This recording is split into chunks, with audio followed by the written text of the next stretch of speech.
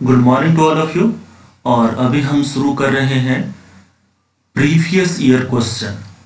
SSC CGL में पूछा गया यह क्वेश्चन है और 2017 में पूछा गया पेपर का यह प्रश्न है। तो आइए एक एक प्रश्न करके हम लोग सॉल्यूशन निकालते हैं।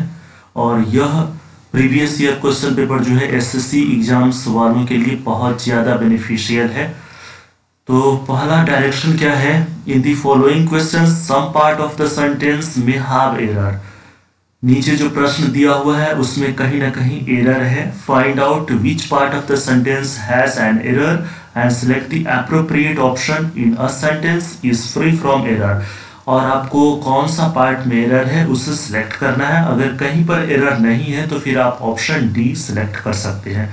तो यहाँ पर प्रश्न सबसे पहले देखते हैं क्या है। The reason Priya was late to the meeting is because her flight was delayed। तो आप बताइए कौन सा पार्ट में एरर है। आप कमेंट सेक्शन में उत्तर लिख सकते हैं, फिर मैं बताऊंगा। यहां पर option A B C D कौन सा पार्ट में एरर है।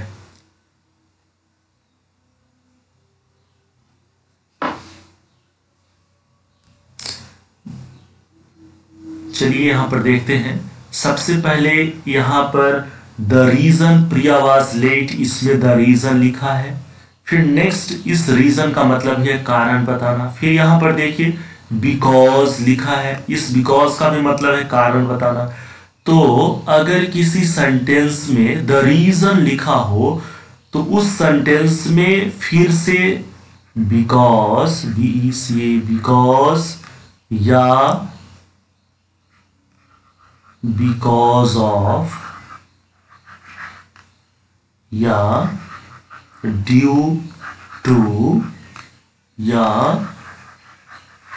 owing, ये लिखना गलत हो जाएगा। तो यहां पर एरर जो है पार्ट बी में एरर है, बी नंबर पार्ट में एरर है, बिकॉज नहीं होगा। इसके जगह पर डैट होना चाहिए। तो एरर हम लोग का पार्ट बी में है और यहाँ पर होना चाहिए डैट। बिकॉज यहाँ पर रूल ही है, अगर किसी भी सेंटेंस में द रीजन लिखा हो और यह कंजंक्शन में, यह रूल आप लोगों ने पढ़ा है। अगर रीजन लिखा है तो रीजन का मतलब है कारण बताना। तो फिर से उसी सेंटेंस में because of, due to, owing, ETC जो है नहीं आएगा। और इसके जगह पर हम लोग क्या लिखेंगे? डैट लिख करके इस सेंटेंस को कंप्लीट करेंगे। तो इस प्रकार एरर ऑप्शन नंबर बी हो गया। आइए दूसरा प्रश्न देखते हैं।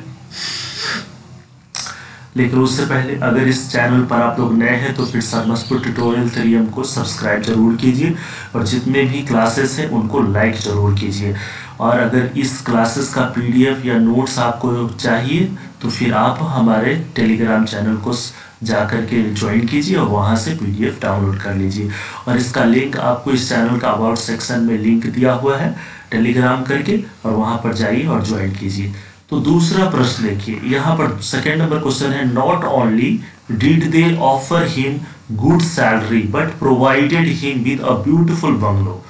तो इस प्रश्न का उत्तर देने का प्रयास कीजिए कमेंट सेक्शन में। इसमें कौन से पार्ट में एरर है? अगर कोई एरर नहीं है तो फिर ऑप्शन नंबर डी होगा। लेकिन सबसे पहले चेक कीजिए सेंटेंस में।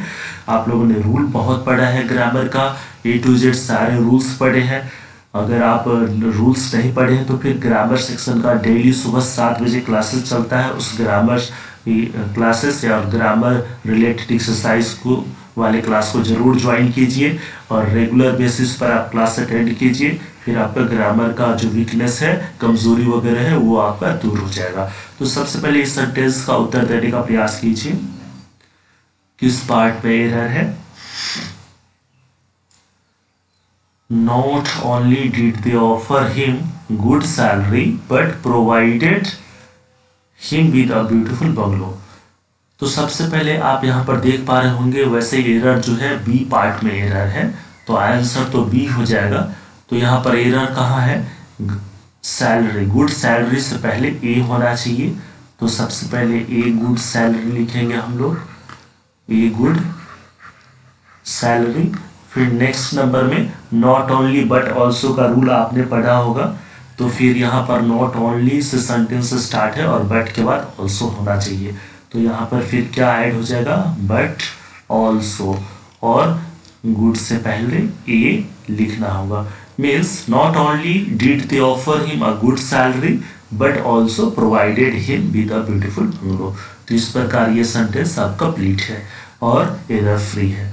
फिर नेक्स्ट डायरेक्शन देख लीजिए क्या लिखा है। दूसरा 3 और 4 नंबर प्रश्न में आपको एप्रोप्रिएट फिल द ब्लैंक्स को फिलअप करना है। जो 4 ऑप्शंस में से जो ऑप्शन सही है उसी को यहाँ पर लिखना है। तो सबसे 3 नंबर प्रश्न क्या है, his father dash him up in a construction business, build, hold, keep या सेट। कौन सा सही होना चाहिए, इन 4 ऑप्शन में से कौन सा आंसर सही होगा, आप उत्तर देने का प्रयास कीजिए कमेंट सेक्शन में।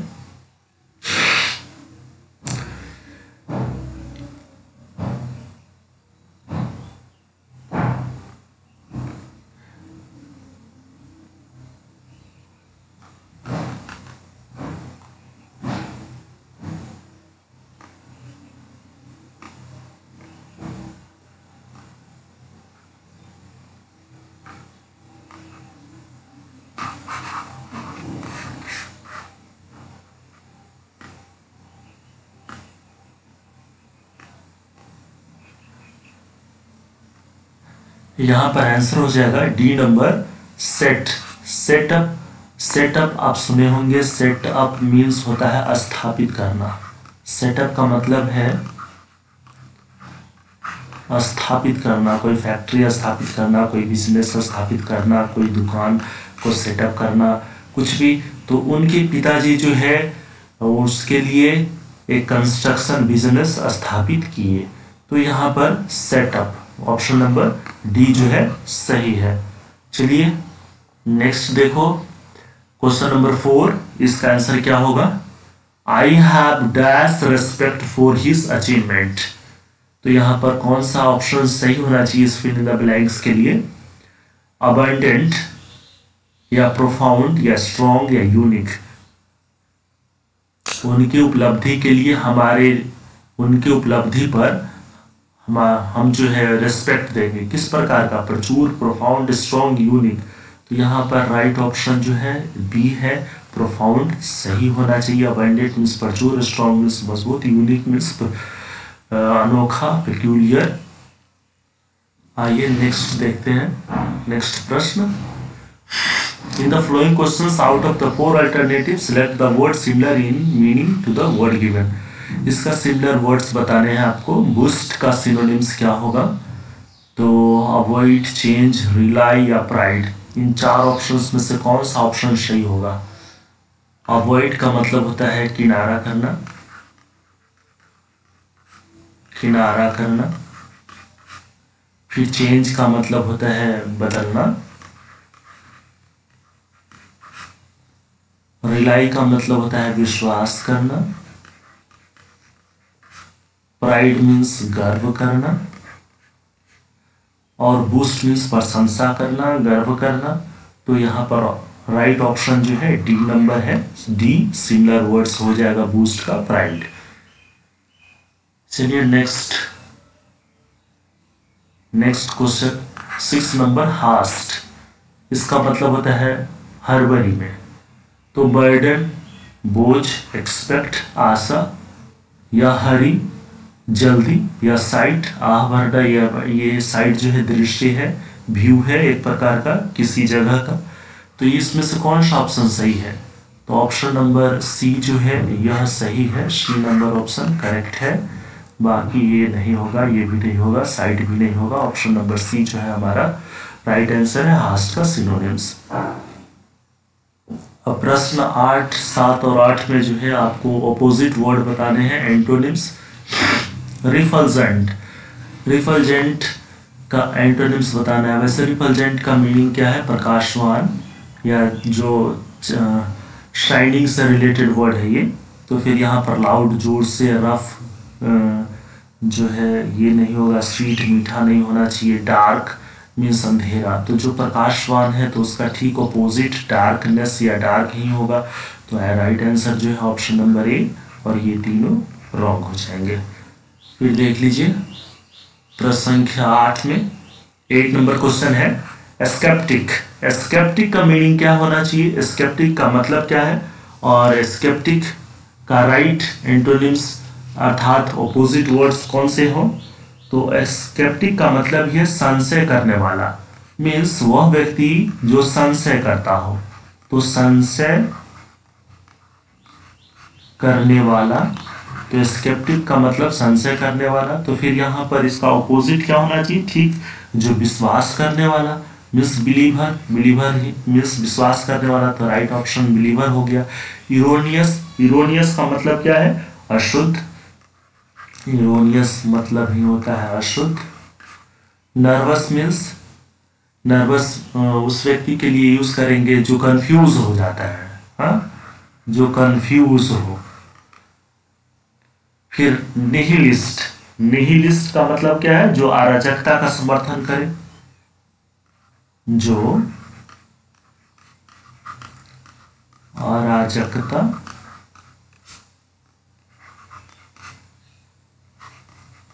का समर्थन करे उसे हम निहिलिस्ट कहेंगे। तो यहां पर स्केप्टिक का ऑपोजिट बिलीवर। नेक्स्ट क्वेश्चन देखते हैं, इडियम फ्रेज बताना है। प्रश्न संख्या 9 और 10 में means following questions out of the 4 alternative, select the alternative which best expresses the meaning of the idiom and phrase. Herculean task, Herculean task का इडियम फ्रेज क्या होगा, इंपॉर्टेंट टास्क, महत्वपूर्ण टास्क, गलत नहीं होगा। मोटिवेटिंग नहीं।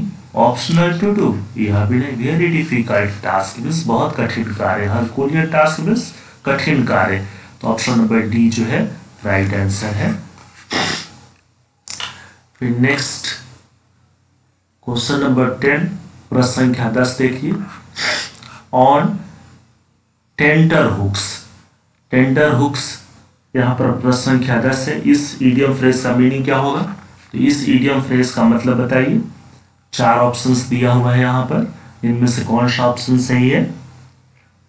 फर्स्ट नंबर है flattery, second number है इन ए डिसऑर्गेनाइज्ड मैनर, और थर्ड नंबर है इन एंग्सियस सस्पेंस, और फोर्थ नंबर है स्पीक क्विकली।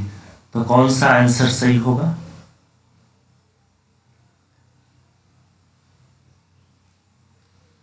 इसका जो सही उत्तर है वो सी नंबर आंसर है। सी नंबर जो है राइट आंसर, इन एंग्सियस सस्पेंस। फिर नेक्स्ट नंबर क्वेश्चन नंबर 11-12 जो ब्रैकेट में लिखा है इसे आपको इम्प्रूव करना है। अगर यह सही है तो फिर नो इम्प्रूवमेंट में टिक लगा सकते हैं। तो प्रश्न संख्या 11 है, Neha would be looked beautiful in Indian attire. तो इस सेंटेंस को आप ध्यान से देखिए, यह सेंटेंस पैसिव में लिखा है, वुड बी लुक्ड, और लुक वर्ड जो है इसे आप पैसिव में यूज नहीं कर सकते हैं। तो जब लुक को पैसिव में यूज नहीं करना है, इसको एक्टिव फॉर्म में ही यूज करना है, तो फिर यहाँ पर जो राइट ऑप्शन है सी डबल होगा, would look. Means Neha would look beautiful in Indian attire. Had looking गलत हो जाएगा, वॉज लुक्ड गलत, फिर नो इम्प्रूवमेंट तो होगा ही नहीं।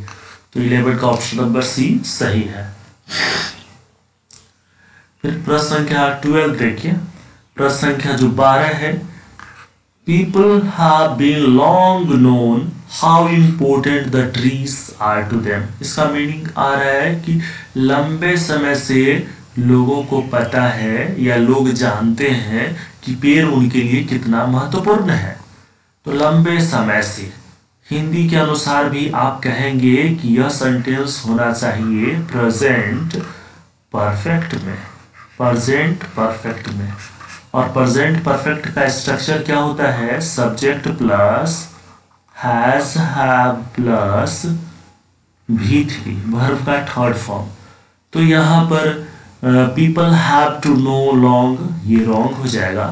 पीपल हैड लॉन्ग नोन, यह भी गलत हो जाएगा। फिर यहाँ पर पीपल हैव लॉन्ग नोन, ये राइट आंसर है।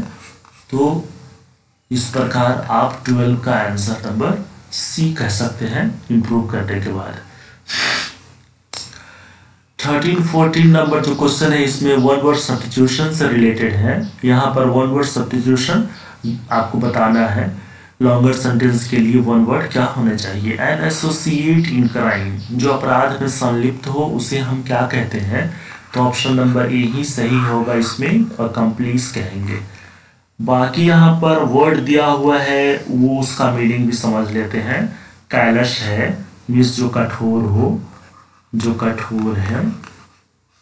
इटाइडरेंट है जो दौरा करता हो, मीन्स दौड़ लगाता हो, कहने का मतलब एक स्थान से दूसरे स्थान, दूसरे स्थान से तीसरे स्थान, तो घूमने वाला जो हो।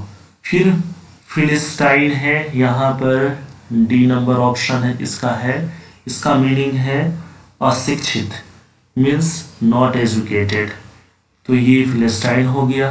तो ऑप्शन नंबर इसका ए ही राइट है। An associate in crime means accomplice। आइए प्रश्न संख्या 14 नंबर देखते हैं। 14 नंबर प्रश्न, man behaving more like a woman than as a man, कोई व्यक्ति है जो ज्यादा महिलाओं जैसा व्यवहार करता हो पुरुषों के अपेक्षा, तो उसे हम क्या कहेंगे, बाइप्ड कहेंगे। बाइप्ड का मतलब होता है दो पैर वाला जंतु, जानवर, तो ये तो गलत हो जाएगा। इफेमिनेट मीन्स वुमन बिहेवियर जिसमें ज्यादा हो, तो ये सही है।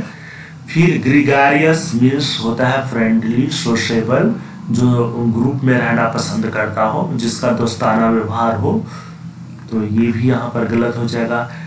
इनएलिएनेबल मीन्स क्या होता है, अनन्य, जिसको आप अलग नहीं कर सकते हो, तो यह भी रॉन्ग हो जाएगा। तो इसका सही आंसर है effeminate means man behaving more like a woman than as a man. Next number 15 और 16 नंबर प्रश्न में आपको इनकरेक्ट वर्ड को सिलेक्ट करना है। कौन सा वर्ड जो इनकरेक्ट है।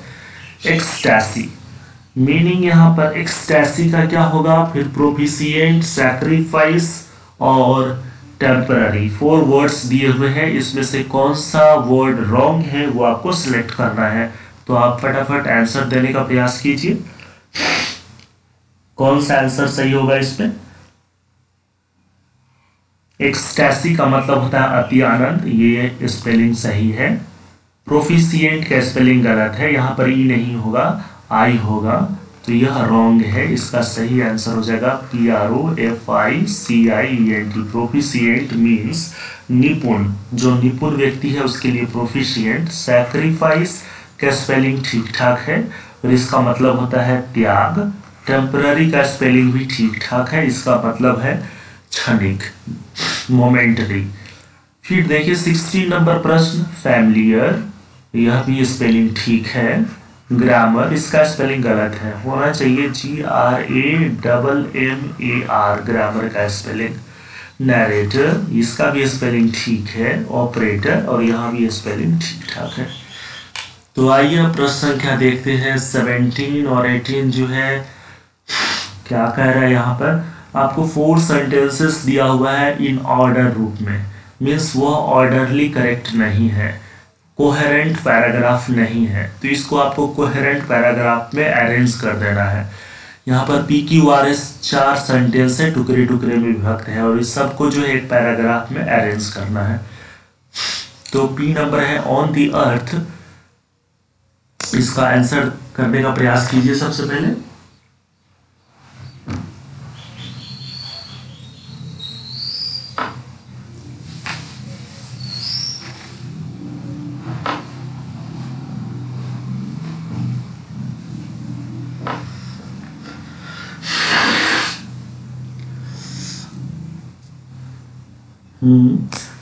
P नंबर में on the earth liquid forms and solid forms ice और स्नो प्रोडोमिनेट, इससे तो सेंटेंस स्टार्ट नहीं होगा। फिर नेक्स्ट देखिए, the water cycle has 2 distinct branches and atmospheric branch and terrestrial branch, इससे स्टार्ट हो सकता है, लेकिन उसके आगे का सेंटेंस पढ़ लेते हैं। The water plays a versatile role in the functioning of the biosphere. In the atmosphere, water exists mainly in gaseous form. तो जो हमारा राइट आंसर है इसमें से कौन सा होना चाहिए? तो सबसे फर्स्ट सेंटेंस बढ़िया यहाँ पर अप्रोप्रिएट लग रहा है मुझे कि water plays a versatile role in the functioning of biosphere. Biosphere में पानी की भूमिका महत्वपूर्ण है, पानी जो है सबसे बड़ी भूमिका निभाता है। तो ठीक इसके बाद का सेंस क्या होना चाहिए? तो इसके बाद का सेंस यहाँ पर मिल रहा है। तो water cycle has two distinct branches, मतलब पानी जो है बायोस्फीयर में सबसे बड़ी भूमिका निभाता है, महत्वपूर्ण भूमिका निभाता है। और वाटर साइकिल दो ब्रांचेस है, एटमॉस्फेरिक ब्रांच और दूसरा टेरेस्ट्रियल ब्रांच। फिर इसके नेक्स्ट बाद आता है कि in the atmospheric branch water exist mainly in gaseous form, क्योंकि दो ब्रांच यहाँ हो गए तो ये तो फर्स्ट नंबर में हो गया, ये सेकेंड नंबर में हो गया। फिर इसके बाद एटमॉस्फेरिक ब्रांच और टेरेस्ट्रियल ब्रांच, तो फिर एटमॉस्फेरिक ब्रांच में जो है water exist mainly gaseous form में आता है, तो ये थर्ड नंबर हो गए। और fourth number on the earth liquid forms and solid forms predominate, तो ये फोर्थ नंबर में आ गया। वैसे आप यहाँ पर कह सकते हैं कि इस पैराग्राफ के हिसाब से water cycle has two distinct branches, the atmospheric branch और टेरेस्ट्रियल ब्रांच। तो टेरेस्ट्रियल मिट्टी से रिलेटेड जो अर्थ का ऊपर का जो सॉलिड फॉर्म है उसे हम अर्थ वाले टेरेस्ट्रियल ब्रांच कहेंगे, और एटमॉस्फेरिक ब्रांच और सभी को मिलाकर के बायोस्फीयर कहलाता है। तो एटमॉस्फेरिक ब्रांच पहले आया तो इसलिए हम लोग एस को लिए सिलेक्ट किए इन द एटमॉस्फेयर, और टेरेस्ट्रियल बाद में आया तो इसलिए फिर ऑन द अर्थ 4 नंबर में रखे। तो आपका इस हिसाब से मोस्ट एप्रोप्रिएट ऑप्शन क्या होना चाहिए? आर क्यू फिर next S P, B number option सही होना चाहिए। लेकिन अगर आप यहाँ पर अगर इसको इग्नोर करते हैं एटमॉस्फेरिक ब्रांच और टेरेस्ट्रियल ब्रांच को, तो फिर आप पी को थर्ड नंबर में भी रख सकते हैं और इसको फोर्थ नंबर में भी रख सकते हैं। तो उस हिसाब से ऑप्शन नंबर डी भी करेक्ट हो सकता है, लेकिन पैराग्राफ के अकॉर्डिंग मोस्ट एप्रोप्रिएट और सबसे सटीक बी नंबर आंसर है। चलिए नेक्स्ट 18 नंबर क्वेश्चन देखते हैं। 18 नंबर प्रश्न, यहां पर भी 4 ऑप्शंस है और चार ऑप्शन में सेंटेंस जो है अलग अलग टुकड़ों में है, और इसको जो है कोहेरेंट पैराग्राफ में आपको अरेंज करने हैं। तो आंसर करने का प्रयास कीजिए। सबसे पहले पी में क्या है? For however elusively it still knew of harbors and anchors, of homes to which to return and of barns in which to store the harvest. फिर क्यों है? The works of the early Renaissance and the poetry of Shakespeare vibrate with the compassion for life experience in danger of dying from composure and neglect. और are number है yes it was a genius of courage not of desperate audacity. फिर next number in this compassion was the creative genius of the age. तो most appropriate जो sentence है ना ये Q से है, फर्स्ट नंबर में क्यू हो जाएगा। तो फर्स्ट नंबर में यहाँ पर आपका क्यू हो गया। फिर नेक्स्ट कौन सा आएगा? The works of the early renaissance and poetry of Shakespeare vibrate with the compassion for this experience in danger of dying from exposure and neglect। और फिर compassion से यहाँ पर सेकेंड नंबर आपको यहाँ पर एस को सिलेक्ट कर सकते हैं। in this compassion was the creative genius of the age, और ये सेकेंड नंबर हो गया। तो Q और देन आफ्टर S, तो Q के बाद S होगा। तो आप यहाँ पर देखिए Q के बाद कहाँ पर S है? Q के बाद S होना चाहिए, Q के बाद S होना चाहिए, Q के बाद S नहीं है, गलत। Q के बाद S नहीं है, गलत। Q के बाद S यहाँ पर है, तो ऑप्शन नंबर C जो है राइट है, और यह भी गलत। वैसे 2 पढ़ने के बाद ही आंसर मिल गया, लेकिन आप चारों को यहाँ पर कंपाइल कर सकते हैं इन कोहेरेंट फॉर्म में। फिर नेक्स्ट नंबर क्या हो जाएगा? तो इस हिसाब से QS RP आपका राइट आंसर हो गया। तो Q, the works of the early Renaissance and the poetry of Shakespeare vibrate with the compassion for life experienced in danger of dying from composure and neglect. फिर in this comparison was the creative genius of the age. उसके बाद फिर yes it was a genius. यहाँ पर देखिए कितना बढ़िया link चल रहा है, यहाँ compassion मिल गया, फिर नेक्स्ट सेंटेंस में compassion, फिर यहाँ जीनियस, तो फिर थर्ड में आप यहाँ पर देखिए जीनियस। तो इस तरीके से भी आप कर सकते हैं, लेकिन बेटर वे है मीनिंग सेंस के आधार पर चले। Yes it was a genius of courage not of desperate audacity. और फिर लास्ट नंबर में P for however elusively it still knew of harbors and anchors of homes to which to return and of barns in which to store the harvest। और इस प्रकार इसका right answer है option number C. Next 19 number क्या है question, active passive आपको बनाने हैं। तो एक्टिव पैसिव बनाने हैं तो यहाँ पर सबसे फर्स्ट नंबर जो प्रश्न है, Sunita has written a story which fascinates everyone. Sunita जो कहानी लिखी है वो सबको आकर्षित करता है। तो सबसे पहले आप टेंस चेक करें, यहाँ पर सुनीता हैज रिटन, ये प्रेजेंट परफेक्ट टेंस है, प्रेजेंट परफेक्ट पीपी, और ये फैसिनेट्स एवरीवन, ये हो गया सिंपल प्रेजेंट एसपी। तो यहाँ पर प्रेजेंट परफेक्ट पीपी और fascinates everyone simple present SP. तो आपको यहाँ पर चेंज भी उसी हिसाब से करना पड़ेगा, इसको आपको चेंज करने पड़ेगा प्रेजेंट परफेक्ट को प्रेजेंट परफेक्ट कंटिन्यूअस में, और इसको करना होगा सिंपल प्रेजेंट को कर देंगे आप इसको इज एम आर लगा करके। तो सबसे पहले देख लीजिए एवरीवन इज फैसिनेटेड, इसका बनेगा एवरीवन इज फैसिनेटेड।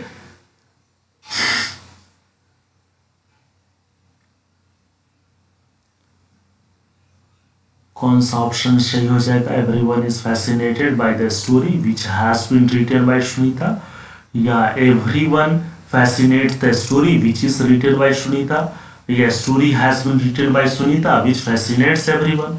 तो यहाँ ये तो यहाँ तक ठीक था, लेकिन विच फैसिनेट्स एवरीवन गलत है, क्योंकि इसको भी आपको चेंज करने पड़ेंगे पैसिव में। तो एवरीवन इज फैसिनेटेड होना चाहिए, और स्टोर और हैज बीन रिटन, तो दोनों होने चाहिए आपको। तो जिस सेंटेंस में दोनों मिल जाएगा वही सही, हैज बीन रिटन और नेक्स्ट एवरीवन इज फैसिनेटेड। तो इस प्रकार आप ऑप्शन नंबर बी को सिलेक्ट कर सकते हैं, राइट आंसर है everyone is fascinated by the story which has been written by Sunita. Next question है, Rajesh ordered his driver to do as he was told.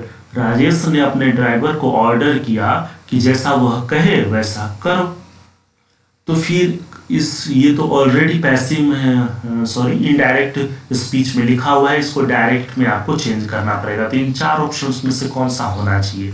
तो Rajesh ordered his driver as you are told, ये गलत हो गया। Rajesh said to his driver as I was told, he किसके लिए change होता है, थर्ड पर्सन, किसके हिसाब से चेंज होगा, first person, second person, third person. तो यहाँ पर फिर यहाँ पर देख लीजिए, Rajesh said to his driver do as you are told. तो आंसर ये पास्ट में है, तो किसका पास्ट, सिंपल पास्ट कौन सा टेंस का चेंज किया हुआ होगा, सिंपल प्रेजेंट का। तो सबसे पहले हमें सिंपल प्रेजेंट में जो नहीं है वो तो ऐसे ही गलत हो गया, ये पास्ट में है, यह भी पास्ट में है, और इन दोनों में कंफ्यूजन है। तो ये ऑर्डर्ड का ऑर्डर्ड नहीं लिख दिया है, तो ये गलत हो जाएगा। तो इसमें डायरेक्ट में लिखना था, तो Rajesh said to his driver do as you are told. तो ऑप्शन नंबर सी जो है हमारा राइट आंसर है। अब क्वेश्चन नंबर 21 से 25 में एक पैसेज दिया हुआ है, और उसमें बीच बीच में फिल इन द ब्लैंक्स है, और उसका ऑप्शंस 4 ऑप्शंस दिए हुए हैं, उन सभी को फिलअप करना है।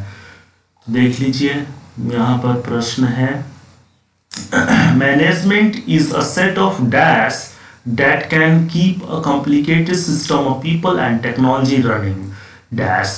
मैनेजमेंट किस चीज का एक सेट है, डैश का सेट है, जो कॉम्प्लिकेटेड सिस्टम ऑफ पीपल जो उलझे हुए सिस्टम के लोगों को और उनकी तकनीक को ठीक से रन करने में मदद करता है।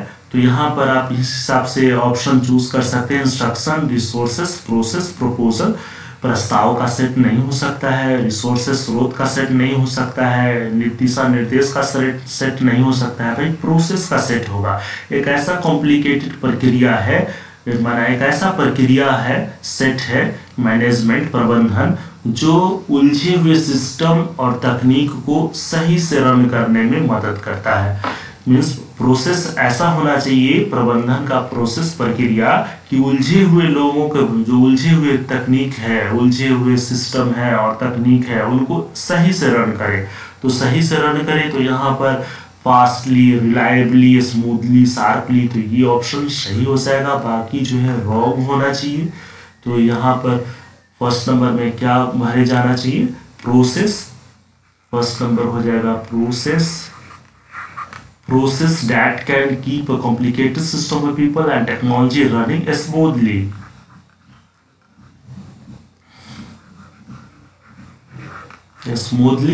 फिर next, the most dash aspects of management include planning, budgeting, organising, staffing, controlling यहाँ पर लिख दिया गया, एंड प्रॉब्लम सॉल्विंग। तो यहाँ पर क्या होना चाहिए, मोस्ट इम्पोर्टेंट एस्पेक्ट्स। डेंजरस का कोई बात ही नहीं, यहाँ पर डिफिकल्ट भी नहीं होगा, टेरिबल, डरावना और आपना ऐसी कोई बात यहाँ पर नहीं है। इम्पोर्टेंट एस्पेक्ट्स है मैनेजमेंट का, जिसमें प्लानिंग शामिल है, बजटिंग शामिल है, ऑर्गेनाइजिंग शामिल है, स्टाफिंग शामिल है।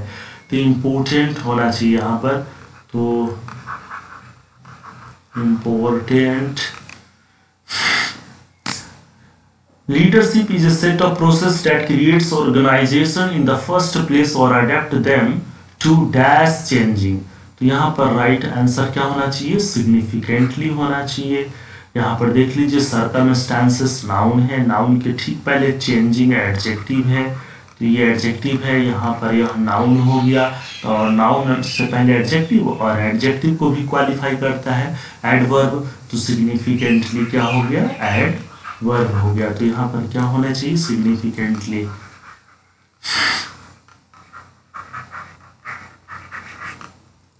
फिर नेक्स्ट नंबर है, क्वेश्चन नंबर 25 नंबर है, align people with that dash and inspires them to make it happen despite the obstacle। तो ये हो जाएगा विजन। ऑप्शन नंबर डी जो है सही है यहाँ पर। तो यहाँ पर आ जाएगा विजन। तो इस प्रकार प्रश्न संख्या 25 का कंप्लीट हो गया। इंग्लिश का एक सेट कंप्लीट है। अगर आपको इसका पीडीएफ चाहिए तो फिर आप अभी टेलीग्राम चैनल पर जाइए और वहाँ पर पीडीएफ डाउनलोड कर सकते हैं। तो टेलीग्राम चैनल ज्वाइन करने के लिए क्या करने होंगे, आपको इस चैनल का अबाउट सेक्शन में जाइए, वहाँ पर टेलीग्राम का लिंक दिया हुआ है, फिर वहाँ से आप ज्वाइन कर सकते हैं। शर्मास्पुर ट्यूटोरियल 3M ये टेलीग्राम चैनल है और यहाँ से सारे क्लासेस का नोट्स पीडीएफ डाउनलोड कर सकते हैं। फिर हम लोग नेक्स्ट क्लास